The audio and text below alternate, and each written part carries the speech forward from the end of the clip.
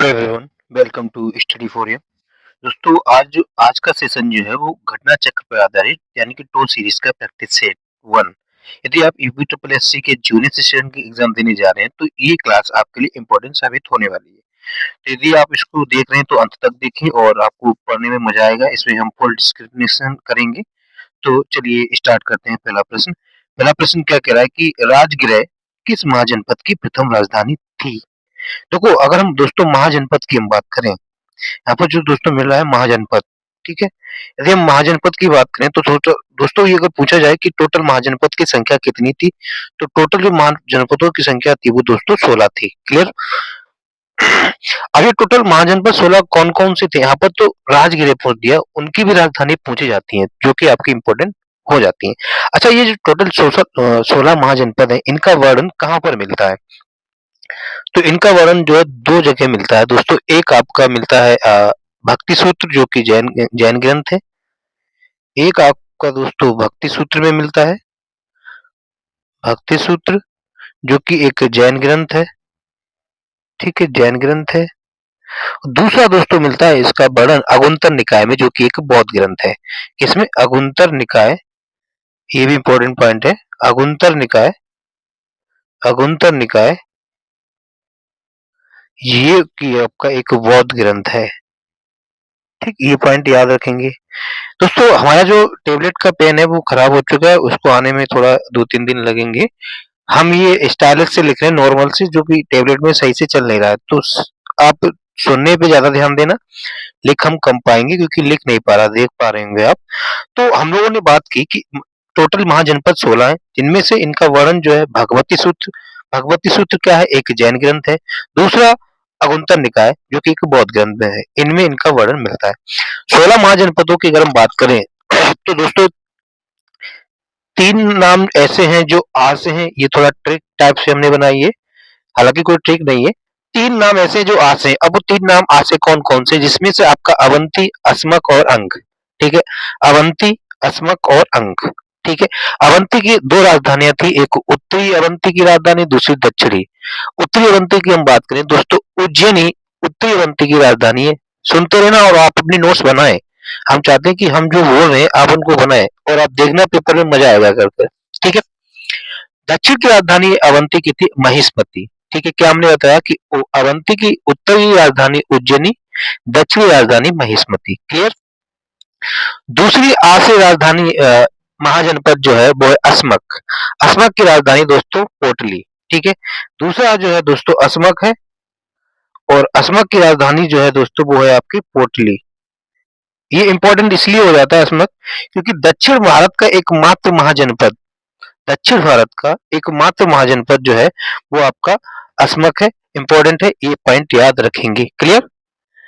दूसरा, तीसरा आ से है आपका अंग। ठीक, अंग मान लो चंपा। चंपा का अंग कैसा है? सुंदर है। इस तरह से मान लो एक। ठीक है, तो चंपा किसकी राजधानी? अंग की। अस्मक की राजधानी पोटली, और इसके बाद हम लोगों ने बताया था अवंती की 2 राजधानी, उत्तरी उज्जैनी और दक्षिणी महेश्वती। क्लियर? फिर इसके बाद दोस्तों 4 महाजनपद ऐसे हैं जो का नाम से आते हैं। आ के बाद का आ रहा है क्योंकि हमने सीक्वेंस से लिया है। तो का से कौन कौन से? कंबोज, कौशल, काशी और कुरु। ठीक है, का से कौन कौन से? कंबोज है, कौशल है, काशी है, कुरु। ये 4 महाजनपद हैं। का से कंबोज, कौशल, काशी और कुरु। कंबोज की अगर हम बात करें तो कंबोज की दोस्तों राजधानी है राजपुर, जो कि कश्मीर का एक महाजनपद था। ठीक है, ये भी इंपॉर्टेंट है, कंबोज।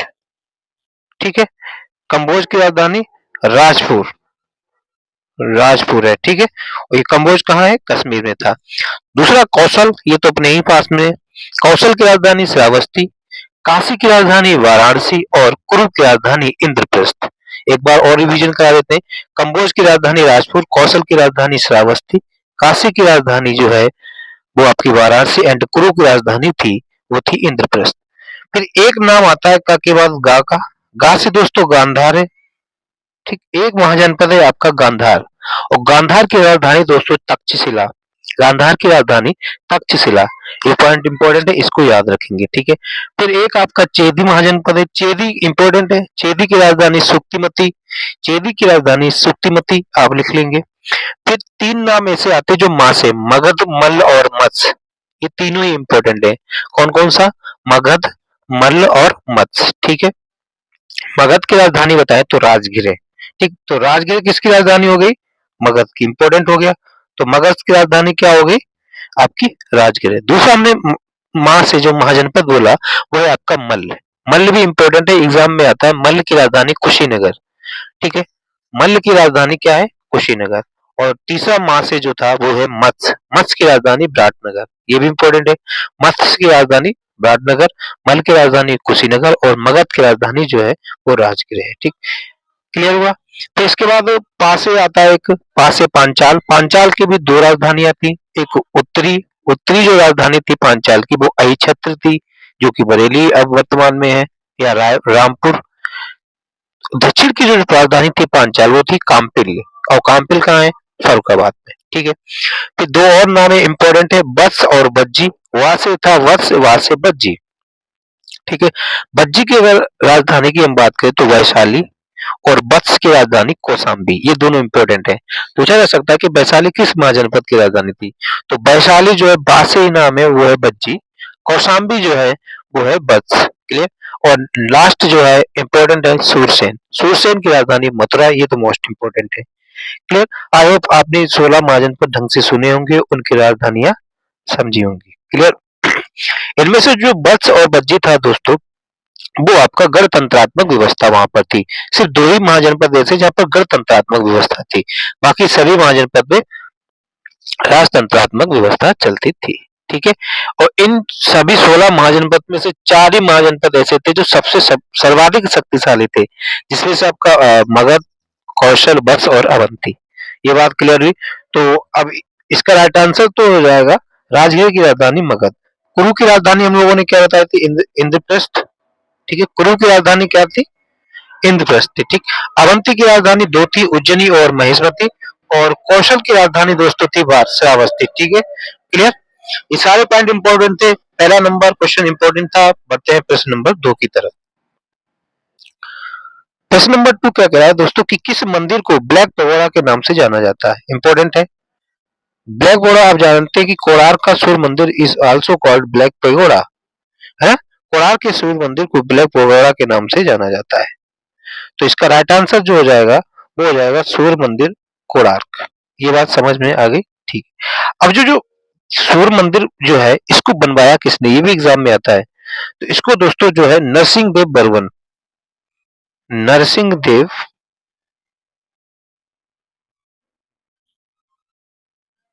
बर्मन प्रथम ने जो है इसको बनवाया। ठीक है, किसने बनवाया? नरसिंह देव बर्मन प्रथम ने इसको बनवाया। अच्छा, ये जो सूर्य मंदिर जो है क्या यूनेस्को की विश्व धरोहर स्थल में शामिल है?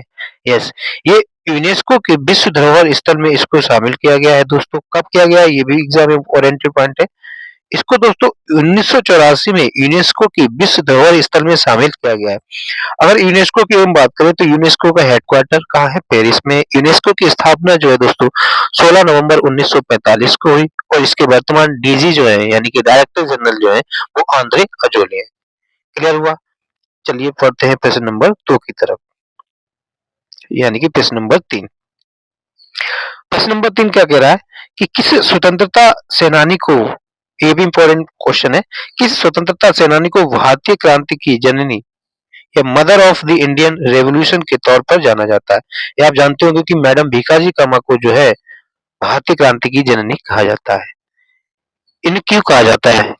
एक्चुअली क्या है कि इन्होंने जो है दोस्तों 1907 में 1907 में इन्होंने जो है भारतीय क्रांति का एक भारतीय ध्वज लहराया था। ठीक है, ये पहली भारतीय हैं जिन्होंने विदेश में, मैडम भीखाजी कामा जो है पहली भारतीय हैं जिन्होंने विदेश में भारतीय ध्वज को फहराया। और ये कब फहराया था इन्होंने? 1907 में। और कहां पर? विदेश में। कोई कहां पर ये जगह पूछ दी जाती है? स्टुटगार्ट में इन्होंने फहराया था, जर्मनी में। Stuttgart Germany.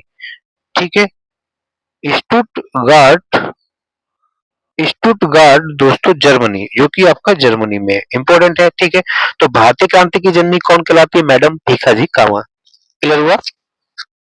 अगर हम एनी बेसेंट की बात करें, इनसे पॉइंट एग्जाम ओरिएंटेड क्या बन सकते हैं? ये पहली महिला है जो इंडियन नेशनल कांग्रेस की अधिवेशन की अध्यक्षता की। ठीक है। पहली महिला इंडियन कांग्रेस अधिवेशन की अध्यक्षता करने वाली वो है एनी बेसेंट। इन्होंने कब की थी अध्यक्षता? इन्होंने 1917 के सेशन कलकत्ता में जो हुआ था उसकी अध्यक्षता की थी। ये भी पॉइंट पूछा जाता है, ठीक है। तो एनी बेसेंट ने किस अधिवेशन की अध्यक्षता की थी? 1917 कलकत्ता का अधिवेशन, ठीक है। पहली महिला। इनके कुछ न्यूज़पेपर है। इनका एक कॉमनवेल्थ न्यूज़पेपर है, ठीक। न्यू इंडिया नाम की इनकी पत्रिका है, ठीक है। कॉमनवेल्थ किसका है? एनी बेसेंट का है। और दूसरा न्यू इंडिया इनकी पत्रिका किसकी है? एनी बेसेंट की। न्यू इंडिया को कंफ्यूजन ना करना है यंग इंडिया से। यंग इंडिया जो है गांधी जी की है, ठीक है। New India Annie Besant. इन्होंने ही जो दोस्तों 1916 में होम रूल लीग जो है स्टार्ट किया, किसने? एनी बेसेंट ने। कहां से? मद्रास अड्यार से। पॉइंट याद रखेंगे। सरोजिनी नायडू की हम बात करें तो पहली महिला राज्यपाल कौन? सरोजिनी नायडू। कहां से थी? उत्तर प्रदेश की। पहली भारतीय महिला कांग्रेस के अधिवेशन की अध्यक्षता की किसने? सरोजिनी नायडू ने। कहां से? 1925 कानपुर सेशन, ठीक है। इनको जो है भारत कोकिला के नाम से भी जाना जाता है। किनको? सरोजिनी नायडू को। इनकी एक पुस्तक सॉन्ग्स ऑफ इंडिया इंपॉर्टेंट है। क्लियर? ये पॉइंट याद रखेंगे। अरुणा आसफ अली की अगर हम बात करें, ये तो ये भूमिगत महिला कांग्रेसी नेता थी, जो कि 1942 का जो भारत छोड़ो आंदोलन हुआ था, क्विट इंडिया मूवमेंट, तो वहां पर कांग्रेस का झंडा लहराने वाली कोई महिला थी, वो थी अरुणा आसफ अली। और ग्वालियर टैंक से इन्होंने झंडा फहराया था। क्लियर हुआ? ये पॉइंट सारे क्लियर हुए होंगे। प्रश्न नंबर 4 की हम बात करें, करें कि निम्नलिखित में से किसने महात्मा गांधी के साथ पूना समझौते पर हस्ताक्षर किए? पहले तो ये पता होना चाहिए कि पूना समझौता हुआ कब। तो पूना समझौता है दोस्तों ये 24 सितंबर, ठीक है, 1932 को जो है दोस्तों पूना समझौता हुआ, ठीक है। जब ये पूना समझौता हुआ उस टाइम जो है गांधी जी कहाँ थे? गांधी जी दोस्तों जेल में थे। कौन सी जेल में थे दोस्तों? ये थे यरवदा जेल में थे, ठीक है। यरवदा जेल में गांधी जी थे। ये बात समझ में आई। ये आरक्षण को लेकर एक समझौता था, ठीक है। एक्चुअली अंबेडकर चाहते थे कि जो दलित वर्ग जो है ना निर्वाचन मंडल उनका अलग हो, लेकिन गांधी जी ऐसा नहीं चाहते थे।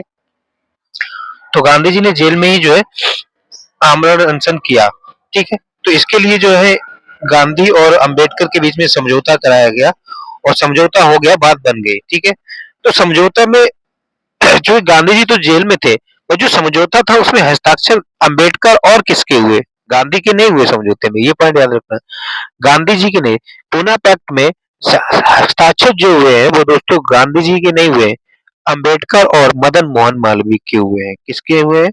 मदन मोहन मालवीय और अंबेडकर जी के हुए हैं, ठीक है। पॉइंट समझ में आया? तो पुनः समझौता किस किस के बीच में हुआ था? महात्मा गांधी और भीमराव अंबेडकर के बीच में। ज्योतिबा फूले की हम बात करें, इन्होंने जो है सत्य शोधक समाज की स्थापना की, ठीक है। सत्य शोधक समाज, ठीक है, आप लिख लेंगे। सत्य शोधक समाज की स्थापना जो है ज्योतिबा फूले ने की। क्लियर हुआ? कब की? 1873 में। कहां से की? पुणे से। इनकी एक पुस्तक है गुलामगिरी, इंपॉर्टेंट है। गुलामगिरी, ज्योतिबा फूले, सत्य शोधक समाज, 1873 पुणे में ज्योतिबा फूले। बालिका विद्यालय की इन्होंने ही सबसे प्रथम बात की और 1851 में इन्होंने बालिका विद्यालय स्थापित किया, 51 में। क्लियर? गांधी जी की और अगर हम बात करें, गांधी जी की पुस्तक है my experiment with truth. My experiment with truth जो है दोस्तों गांधी जी की एक पुस्तक है, ठीक है। हिंद स्वराज गांधी जी से रिलेटेड है। गांधी जी ने कुछ नारे दिए, भारत छोड़ो, डू और डाई, या करो और मरो, करो या मरो। यंग इंडिया, नवजीवन, हरिजन इनकी पत्रिका है। गांधी जी का पहला सत्याग्रह भारत में कौन सा है? 1917 का चंपारण सत्याग्रह, ठीक है। गांधी जी ने क्या किसी कांग्रेस अधिवेशन की अध्यक्षता की? हाँ की। कौन से वाले की? 1924 बेलगांव सेशन की अध्यक्षता जो है गांधी जी ने की। क्लियर हुआ? और ये इंपॉर्टेंट था। बी आर अम्बेडकर की अगर हम और बात करें तो बी आर अम्बेडकर के समाधि स्थल का क्या नाम है दोस्तों? चैत्य भूमि। चैत्य भूमि जो है बी आर अम्बेडकर की समाधि भूमि का नाम है। इनकी कुछ सभाएं इंपॉर्टेंट है जो पूछी जाती है। बहिष्कृत हितकारिणी सभा बी आर अम्बेडकर, ठीक है। Swatantra Shramik party B R Ambedkar. Clear? और यहाँ पर सी आर दास की बात करें, चित्रंदन दास, स्वराज पार्टी जो स्थापना हुई जनवरी 1923 में, उसके अध्यक्ष कौन थे? तो स्वराज पार्टी के अध्यक्ष कौन थे दोस्तों? सी आर दास मतलब चित्रंदन दास। इनको देश बंधु भी कहा जाता है, ठीक है। चित्रंदन दास को क्या कहा जाता है? देश बंधु। ये पॉइंट याद रखेंगे। चलिए बढ़ते हैं प्रश्न नंबर 5 की तरफ। दोस्तों पेन सही होता तो मजा आता था, पूरा लिख देते, लेकिन क्या करें, आपको एडजस्ट करना पड़ेगा, सुने ढंग से और लिखें। कह रहा है कि अगला प्रश्न क्या कह रहा है, 5वां कह रहा है कि केंद्रीय सूचना और अन्वेषण ब्यूरो भारतीय संविधान की 7वीं अनुसूची की किस सूची के अंतर्गत आता है? कह रहा है कि जो ये केंद्रीय सूचना और अन्वेषण ब्यूरो है, वो किस सूची का विषय है? सूची का, संवर्धित सूची का, या अंतरिम या राज्य सूची का? अब नाम में ही आ रहा है केंद्रीय, तो यानी कि ये केंद्र का विषय होगा, और केंद्र के विषय किसमें है दोस्तों? सारे के सारे संघ सूची में। तो इसका राइट आंसर क्या हो जाएगा? ए हो जाएगा। ठीक। अगर हम अनुसूची की हम बात करें, आप जानते हैं कि दोस्तों संविधान में 3 अनुसूचियों की बात की गई है, एक संघ सूची, दूसरी राज्य सूची और तीसरी संवर्धित सूची। ठीक है। संघ सूची में केंद्र के विषय हैं, जबकि राज्यों में जो है राज्य सूची के विषय हैं। संवर्धित सूची में दोनों को अधिकार होता है। ठीक। मतलब केंद्र और राज्य दोनों का अधिकार होता है। संवर्धित सूची का कॉन्सेप्ट जो है दोस्तों ऑस्ट्रेलिया से लिया गया है। क्लियर हुआ? अगर हम बात करें अनुसूची को किस भाग में रखा गया है, ये संविधान के भाग 11 में इनका वर्णन है, और अनुच्छेद अगर हम बात करें तो आर्टिकल 246 जो है दोस्तों वो अनुसूची से संबंधित है। क्लियर हुआ? चलिए प्रश्न नंबर 6। प्रश्न नंबर 6 क्या कह रहा है कि भारतीय संविधान के किस अनुच्छेद में उल्लिखित है कि भारत का एक उपराष्ट्रपति होगा? ठीक है। ये तो दोस्तों अनुच्छेद 63 में ये बताया गया कि भारत का एक उपराष्ट्रपति होगा। अच्छा, भारत का संविधान दोस्तों जब बना तो भारत के संविधान में को कई देशों से मिलकर बनाया गया, इसलिए भारत का संविधान एक यूनिक संविधान हो जाता है। ठीक है। देशों का भ्रमण किया गया, देशों को समझाया गया, वहां के संविधान से अच्छे अच्छे पॉइंट को उठाया गया। तो उपराष्ट्रपति का पद जो है किस देश से लिया गया है? तो दोस्तों उपराष्ट्रपति का पद जो है वो यूएसए यानी कि अमेरिका से जो है हम लोगों ने उस उपराष्ट्रपति का पद लिया है। ठीक है। उपराष्ट्रपति बनने के लिए उम्र कितनी होनी चाहिए? 35 वर्ष होनी चाहिए, ये भी पॉइंट पूछा जाता है। इसकी योग्यता क्या होती है? ये दोस्तों राज्यसभा का सदस्य बनने की योग्यता रखता हो, बट ये राज्यसभा का सदस्य होता नहीं है। ठीक है। ये पॉइंट रखेंगे। इनको शपथ कौन दिलाता है? इनको शपथ जो है दोस्तों राष्ट्रपति द्वारा दिलाई जाती है। ठीक है। उपराष्ट्रपति को शपथ कौन दिलाता है? राष्ट्रपति। ये अपना त्याग पत्र किसे देते हैं? राष्ट्रपति को देते हैं। ठीक है। ये अगर कोई राष्ट्रपति अब्सेंट है या बीमार किसी कारण उपस्थित नहीं है, तो कोई भी उपराष्ट्रपति राष्ट्रपति के पद पर अधिकतम कितने समय तक रह सकता है? तो दोस्तों वो अधिकतम जो है 6 महीने तक जो है वो राष्ट्रपति पद पर रह सकता है, और 6 महीने बाद राष्ट्रपति के इलेक्शन हो जाने चाहिए। ठीक है। और इनको तब वेतन जो है पूरी फैसिलिटी जो है राष्ट्रपति वाली मिलती है। डॉक्टर सर्वपल्ली राधाकृष्णन भारत के पहले उपराष्ट्रपति हैं। क्लियर हुआ? ये पॉइंट इंपॉर्टेंट है। ठीक है। अगर हम यहाँ पर आर्टिकल 56 की हम बात करें, नहीं तो इसका राइट आंसर जो हो जाएगा आर्टिकल 63। ठीक है। और हाँ, ये राज्यसभा का उपसभापति राज्यसभा का पदेन सभापति होता है। कौन? ये उपराष्ट्रपति। और इसको वेतन भी जो है राज्यसभा का सभापति होने के लिए मिलते हैं, और ये आर्टिकल 64 में दिया है क्या कि भारत की राज्यसभा का सभापति जो होगा वो उपराष्ट्रपति होगा, आर्टिकल 64। क्लियर हुआ? चलिए पढ़ते हैं। 56 में क्या दिया है? राष्ट्रपति की पदावधि, राष्ट्रपति का टर्म कितना होगा? वो 56। 45 की अगर हम बात करें तो 6 वर्ष से कम बच्चों की शिक्षा एवं देखभाल करना जो है, देखभाल शिक्षा के लिए प्रावधान करेगा राज्य। ये एक डीपीएसपी का पार्ट है। ठीक है। डीपीएसपी मतलब directive principle of state policy, जो कि भाग 4 में दिए गए हैं। क्लियर? प्रश्न नंबर 7 की हम बात करें। प्रश्न नंबर 7 क्या कह रहा है मित्रों? कह रहा है कि भारत किस देश के साथ सबसे लंबी सीमा साझा करता है? ये आप जानते होंगे। तो भारत की सबसे लंबी सीमा जो है दोस्तों बांग्लादेश के साथ लगती है। ठीक है। किसके साथ लगती है? बांग्लादेश के साथ। ये बात रही। ठीक है। कितनी लंबी सीमा होती है ये भी पूछा जाता है। 4096 पॉइंट समथिंग जो है किलोमीटर लंबी सीमा है। ठीक। अगर वो पाकिस्तान से सीमा पूछे तो पाकिस्तान से सीमा जो लंबी दोस्तों 3330 किलोमीटर पाकिस्तान से है। फिर दूसरे नंबर पे सबसे ज्यादा होती है 3488 किलोमीटर जो है वो चीन के साथ। नेपाल के साथ भारत की सीमा जो है दोस्तों 1751 लगती है। अगर ये पूछा जाए कि बांग्लादेश भारत के कितने राज्यों से सीमा साझा करता है, राज्य पूछे जाए तो दोस्तों 5 स्टेट से सीमा साझा होता है बांग्लादेश का भारत की पश्चिम बंगाल, असम, मेघालय, त्रिपुरा और मिजोरम। त्रिपुरा ऐसा जिला है, वो राज्य है दोस्तों, जो कि बांग्लादेश से तीनों ओर से घिरा है। तो प्रश्न आता है कि बांग्ला ओर से तीनों ओर से घिरा कौन सा जिला है? तो वो है आपका त्रिपुरा जिला। क्लियर हुआ? ये पॉइंट समझ में आए होंगे। बढ़ते हैं प्रश्न नंबर 8 की तरफ। प्रश्न नंबर 8 क्या कह रहा है दोस्तों? निम्नलिखित में से कौन सा पश्चिमी तट बंदरगाह नहीं है? पश्चिमी तट दोस्तों, ये सब कुछ अगर भारत है तो ये आपका पश्चिमी तट होता है और ये आपका पूर्वी तट है। ठीक है, इस तरह पूर्वी तट में ही आपका कोरोमंडल है, इधर आपका मालाबार, ठीक, मालाबार तट है, कोंकण तट है, ये किसमें है? पश्चिमी तट पे है। ये भी पॉइंट याद रखना है। ठीक है, तो यहाँ पर बंदरगाह पूछा है। तूतीकोरिन बंदरगाह कहाँ है? आपका तमिलनाडु में है। पारादीप दोस्तों उड़ीसा में। मुंबई बंदरगाह मुंबई महाराष्ट्र में है। और विशाखापट्टनम बंदरगाह जो है आंध्र प्रदेश है। यानी कि ये जो तीनों है, 1, 2 और ये 3, ये तीनों किधर है? इधर है, क्योंकि इधर आपका तमिलनाडु है, ये इधर आपका आंध्र प्रदेश है और ये आपका इधर उड़ीसा है। ये बात समझ में आई? और मुंबई यहाँ पर यहाँ है। यानी कि पश्चिमी तट का बंदरगाह कौन सा होगा? हो जाएगा आपका मुंबई बंदरगाह जो है दोस्तों, पश्चिमी तट का बंदरगाह हो जाएगा। उड़ीसा की हम बात करें तो उड़ीसा में आपका चिल्का झील है। ठीक है, प्रश्न नंबर 9 की तरफ बढ़े। भारत का पहला संविधान संग्रहालय कहाँ स्थापित किया गया? इंपॉर्टेंट पॉइंट है। तो भारत का दोस्तों पहला संविधान संग्रहालय जो है वो कहाँ पर स्थित किया गया? इंपॉर्टेंट क्वेश्चन है आपका। तो भारत का दोस्तों ये पहला जो है ये आपका हरियाणा में किया गया और कहाँ पर? सोनीपत में। ठीक है, तो हरियाणा के सोनीपत में जो है भारत का पहला संविधान संग्रहालय संग्रहित किया गया है। इंपॉर्टेंट है। और ये किस यूनिवर्सिटी में किया गया है? ये अगर बात करें तो ओपी जिंदल ग्लोबल यूनिवर्सिटी। ठीक है, ओपी जिंदल दोस्तों जो है ग्लोबल यूनिवर्सिटी जो है इस पर किया गया है। दोस्तों एक बार फिर कह रहे हैं, लिख नहीं पा रहे हैं आप, बस सुनेंगे ढंग से।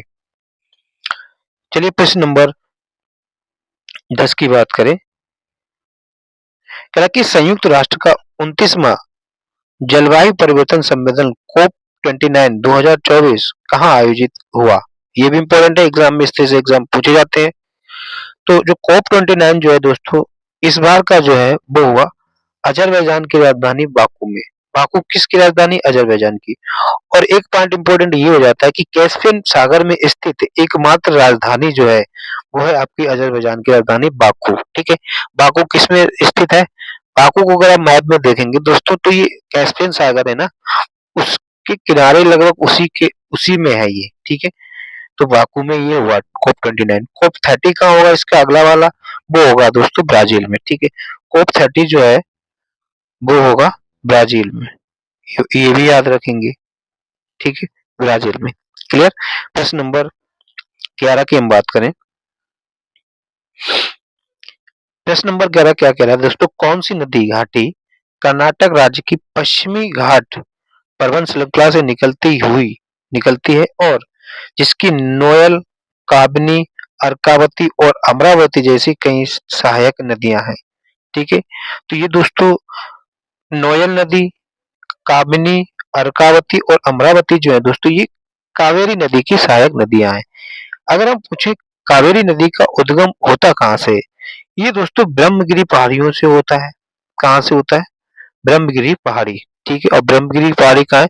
कोडागु जिला, कर्नाटका। ठीक है, और इनका मुहाना कहाँ? ये मिलती जाके कहाँ है दोस्तों? ये बे ऑफ बंगाल में जो है ये मिल जाती है जाकर। ठीक है, ये बात समझेंगे। कावेरी नदी को दोस्तों जो है दक्षिण की गंगा कहा जाता है। इसको कहा जाता है दक्षिण की गंगा। ठीक, इसको दक्षिण की गंगा कहा जाता है क्योंकि एकमात्र साउथ की ऐसी नदी है जो सदा नहीं रहा है, मतलब यहाँ पर पानी हर साल बना रहता है। ठीक, इसमें एक दोस्तों जो है कावेरी नदी पर जलप्रपात है जिसे शिव समुद्रम जलप्रपात कहाँ है? कावेरी नदी पर है। क्लियर? साबरमती की अगर हम बात करें तो साबरमती के किनारे अहमदाबाद स्थित है। पेरियार नदी की हम बात करें तो केरल की सबसे लंबी नदी जो है दोस्तों पेरियार नदी है। वेम्बनाड झील जो है वो कहाँ, किस पर है? पेरियार नदी पर है। ठीक है, जो कि सबसे लंबी झील है। ठीक, इंडिया की सबसे लंबी झील जो है वेम्बनाड झील है। ठीक, वेम्बनाड झील वही है दोस्तों जहाँ पर ओणम त्योहार के दौरान नाव की एक बोट प्रतियोगिता होती है जिसे नेहरू ट्रॉफी प्रतियोगिता कहते हैं। इसको देसी भाषा मतलब वहाँ की लोकल लैंग्वेज में बल्लाम कली कहा जाता है। ठीक है, क्या कहा जाता है? बल्लाम कली। किसको? नेहरू ट्रॉफी प्रतियोगिता को, जो कि एक नौका की प्रतियोगिता, आपने मूवी वगैरह में देखा होगा। ठीक है, ओणम पर्व के दौरान किया जाता है और ये कहाँ पर है? केरला में। क्लियर। प्रश्न नंबर 12 की हम बात करें। प्रश्न नंबर 12 क्या कह रहा है कि भारत की सबसे बड़ी मीठे पानी की झील, भारत की सबसे बड़ी मीठे पानी की झील कौन सी है? तो दोस्तों वो आपकी जो है बुलर झील है। ठीक, और ये बुलर झील है कहाँ? ये जम्मू कश्मीर में है। ठीक, बुलर झील जम्मू एंड कश्मीर, भारत की सबसे बड़ी मीठे पानी की झील। अच्छा आप बताओ कोलेरू झील कहाँ पर है? कोलेरू झील जो है दोस्तों आंध्र प्रदेश में है। ये भी पूछा जाता है कि कोलेरू झील कहाँ है? आंध्र प्रदेश में है। चिल्का झील की हम बात करें, अभी अभी हमने बताया कि चिल्का झील तो जो उड़ीसा में है, ये उत्तरी सरकार तट पर स्थित है। भारत की सबसे बड़ी लैगून एवं खारे पानी की झील जो है वो आपकी दोस्तों चिल्का झील है। वेम्बनाड झील अभी डिस्कस किया, किस नदी पर है? पेरियार नदी पर है। सबसे लंबी झील है वेम्बनाड। ठीक है, ये तो हम लोगों ने डिस्कस कर लिया था। क्लियर। एक झील और इंपॉर्टेंट है दोस्तों, लोकटक झील। लोकटक झील इंपॉर्टेंट है। ये कहाँ है? लोकटक झील दोस्तों मणिपुर में है। इस लोकटक झील में विश्व का एकमात्र तैरता हुआ नेशनल पार्क, ठीक है, विश्व का एकमात्र तैरता हुआ नेशनल पार्क जो है वो लोकटक झील में है। और लोकटक झील में उस नेशनल पार्क का नाम पूछा जाए तो केबुल लामजाओ नेशनल पार्क। ठीक है, और यहाँ पर तैरते हुए कुछ द्वीप है, इस झील में तैरते हुए द्वीप होते हैं। उन द्वीप को दोस्तों फुमडिस कहा जाता है। ये भी इंपॉर्टेंट पॉइंट है। ठीक है, क्या कहा जाता है? फुमडिस। नेक्स्ट प्रश्न की हम बात करें, प्रश्न नंबर 13 क्या कह रहा है? प्रश्न नंबर 13 दोस्तों क्या कह रहा है कि वृक्ष और झाड़ियों की खेती क्या कहलाती है? ठीक, यहाँ पर वृक्ष और झाड़ियों की खेती जो है दोस्तों, यहाँ पर जो ये अर्बो कल्चर कहलाएगी। ठीक, अर्बोरी कल्चर जो है वृक्ष एवं झाड़ियों की खेती। एबी कल्चर आप जानते हैं कि एबी और एपी और बीटी कल्चर। एबी कल्चर मतलब दोस्तों पक्षियों की स्टडी या पक्षियों का पालन जो है वो आपका एपी कल्चर कहलाता है। एपी माने दोस्तों मधुमक्खी होता है, मधुमक्खी पालन दोस्तों एपी कल्चर कहलाता है। और बीटी मतलब अंगूरों की खेती जो है बीटी कल्चर कहलाता है। क्लियर हुआ? चलिए पढ़ते हैं प्रश्न नंबर 13 14 की तरफ। अच्छा, अगला प्रश्न क्या कह रहा है कि जब आप तेज रोशनी वाले कमरे से आते हैं तो आप बंद रोशनी वाले कमरे में वस्तुओं को क्यों नहीं देख पाते? अच्छा दोस्तों, जब भी आप कभी सिनेमा हॉल देखने गए होंगे तो आपने देखा होगा जब हम उजाला से अंदर जाते हैं तो हमें कुछ दिखता नहीं है, कौन कहाँ बैठा है क्या है ना। तो कभी भी जाए एक आंख बंद करके जाए, फिर वहां पर धीरे धीरे खोले तो आपको पूरा दृश्य सही से दिखेगा। ठीक है, जब हम अधिक रोशनी से दोस्तों कम रोशनी की तरफ जाते हैं तो हमें कम दिखाई देता है। उसका रीजन ये है कि जो हमारी जो परितारिका जो है ना, हमारी जो परितारिका है, परितारिका को दोस्तों हिंदी में तो नहीं समझ में आएगा, इसे हम कहते हैं आइरिस। हमारे यहाँ की आइरिस जो है सिकुड़ कर पतली पुतली को, पतली नहीं होगा, हमारी आंख की जो आइरिस होती है दोस्तों सिकुड़ जाती है और पुतली को छोटा बना देती है, जिससे आंख में प्रकाश कम प्रवेश कर पाता है और हम लोगों को क्या होता है? कम दिखाई देता है। ठीक है, परितारिका मतलब आइरिस। प्रश्न नंबर 15 क्या कह रहा है कि निम्नलिखित में से किसे सेरीकल्चर कहा जाता है? सेरीकल्चर मतलब दोस्तों रेशम कीटों का पालन जो है सेरीकल्चर कहलाता है। तो इसका राइट आंसर हो जाएगा सी। मत्स्य पालन को क्या कहते हैं? तो मत्स्य पालन को दोस्तों पिसीकल्चर कहा जाता है। क्लियर। पिसीकल्चर जो है आपका मत्स्य पालन कहलाता है। अंगूरों की कल्चर अभी जान चुके हैं कि विटीकल्चर होता है। फलों का उगाना, देखो दोस्तों फलों को उगाना या फलों का विज्ञान को पोमोलॉजी भी कहा जाता है। क्या कहा जाता है? पोमोलॉजी। ठीक है। प्रश्न नंबर 17 क्या कह रहा है? माइटोकॉन्ड्रिया निम्न में से किसमें नहीं पाई जाती? ठीक, अगर दोस्तों माइटोकॉन्ड्रिया की हम बात करें, माइटोकॉन्ड्रिया जो है दोस्तों उन जीवों में पाई जाती है जिनमें यूकैरियोटिक सेल होती हैं। ठीक, ये यूकैरियोटिक सेल में पाई जाती है, यूकैरियोटिक सेल में, ये पॉइंट रखना। प्रोकैरियोटिक सेल में ये नहीं पाई जाती। ठीक है, तो इनमें से कौन सा ऐसा जो है वो प्रोकैरियोटिक है? ठीक, तो जीवाणु दोस्तों आपका क्या होता है? प्रोकैरियोटिक होता है। बाकी ये यूकैरियोटिक है, यानी कि इनमें तो पाया जाएगा।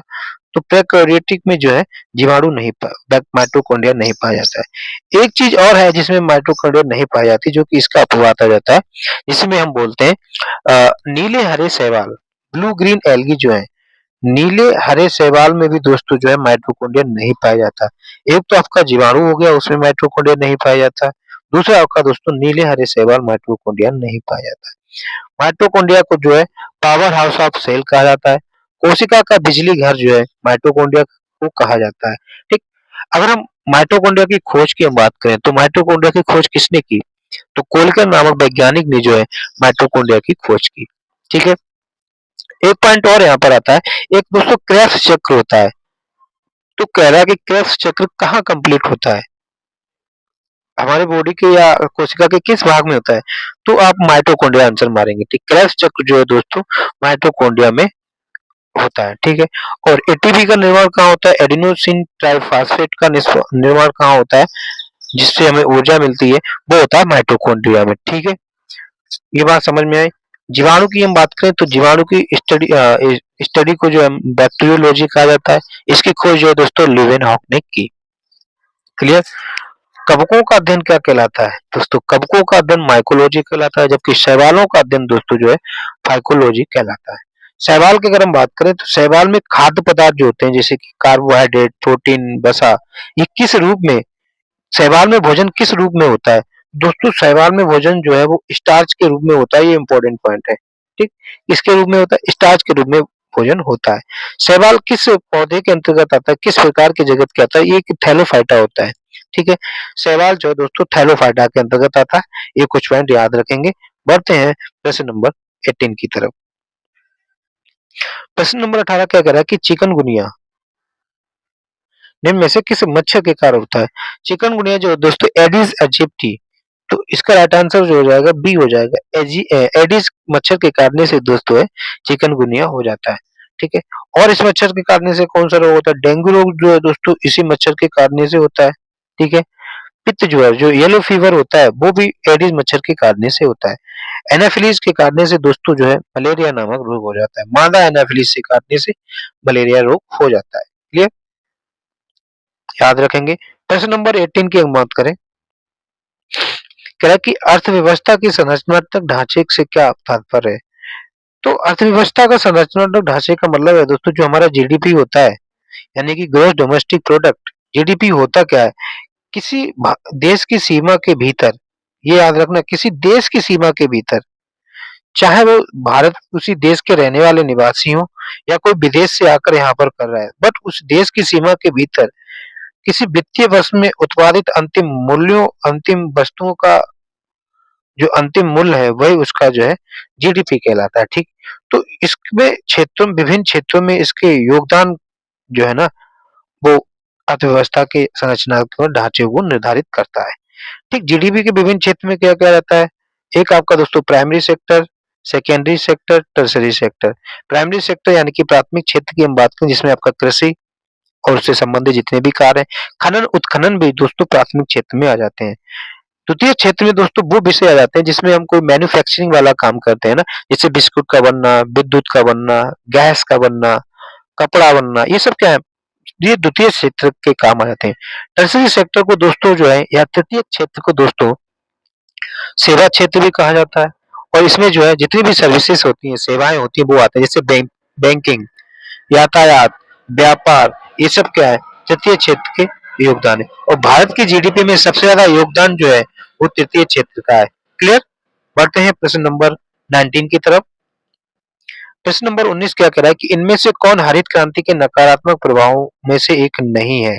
ठीक है, हरित क्रांति के नकारात्मक प्रभावों में से नहीं है, वो आपका हो जाएगा। हरित क्रांति के कारण दोस्तों शहरी से ग्रामीण क्षेत्र में प्रवास में वृद्धि हुई। ठीक है, ये नहीं, शहर से ग्रामीण क्षेत्र में नहीं, ग्रामीण से शहर के क्षेत्र में लोग आने लगे थे। तो इसका आंसर जो हो जाएगा सी इज राइट आंसर हो जाएगा, बाकी सभी सही है। हरित क्रांति की अगर हम बात करें तो भारत में हरित क्रांति के जनक किसे कहा जाता है? एमएस स्वामीनाथन को भारत में हरित क्रांति का जनक कहा जाता है।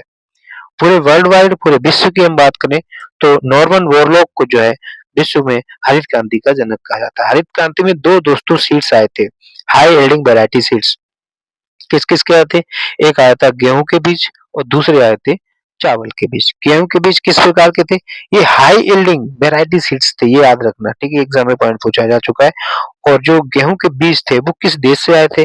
गेहूँ के बीज जो दोस्तों थे वो मेक्सिको से आए थे, जबकि चावल के बीज जो थे वो फिलीपींस से आए थे, ठीक? चावल के बीज कहाँ से आए थे? फिलीपींस से और गेहूँ के बीज मेक्सिको से। पॉइंट क्लियर हुए होंगे। बढ़ते हैं प्रश्न नंबर 20 की तरफ। प्रश्न नंबर 20 क्या कह रहा है कि कौन सा देश 2031 क्रिकेट विश्व कप की मेजबानी करेगा? अभी तक कंडीशन सही है, तो जो प्रस्तावित है 2031 का वर्ल्ड कप, वो दोस्तों भारत और बांग्लादेश में होगा, ठीक है? 2031 का वर्ल्ड कप जो है भारत और बांग्लादेश में होगा। क्लियर हुआ? तो दोस्तों ये आपके 20 प्रश्न थे जो कि इम्पोर्टेंट हैं और आपके एग्जाम ओरिएंटेड है, ठीक है? ये घटना चक्र पर आधारित है दोस्तों। अभी हमने जो है जब जूनियर असिस्टेंट के ही लिए ही ग्रुप सी का इलाहाबाद के कोर्ट कराए थे, वहां से डायरेक्ट बेनिफिट मिला। हिंदी भी कराई थी और जीएस भी, वहां से लोगों को मतलब छात्रों को फायदा मिला, ठीक है? तो आप ये जो डिस्कशन हमने किया है, हालांकि अभी ओरली किया है, इसके लिए क्षमा प्रार्थी हैं कि अभी हम लिख नहीं पा रहे क्योंकि पेन हमने ऑर्डर कर दिया है, तो वो 1-2 दिन में आ जाएगा। क्लियर? सो सेशन अगर अच्छा लगा हो, आप इसके नोट्स बनाइए। हमने जो ओरली बोला है उसके नोट्स बनाइए, ठीक है? हालांकि प्रश्न ये 20 थे, लेकिन इसके साथ हम लोगों ने लगभग 100 प्रश्न किए होंगे, है ना? तो अगर सेशन अच्छा लगा हो तो वीडियो को लाइक करें। चैनल में नए हैं, चैनल को सब्सक्राइब करें और अपने दोस्तों तक ज़रूर शेयर करें ताकि वो भी अपने आप को स्ट्रॉन्ग कर लें और हमारे साथ जुड़ें और अपना सहयोग दें, ठीक है? सो थैंक यू दोस्तों। जय हिंद, जय भारत।